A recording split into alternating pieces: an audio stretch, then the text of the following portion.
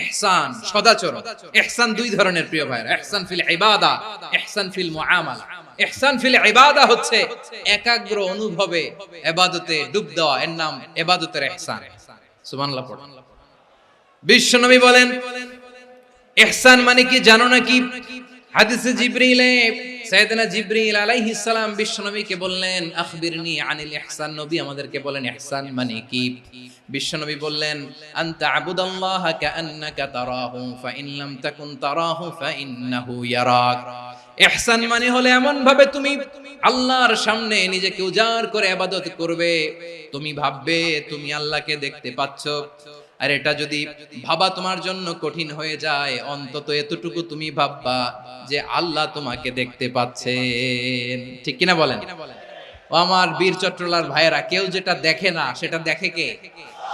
এই বিশ্বাস হৃদয়ের মধ্যে আছে?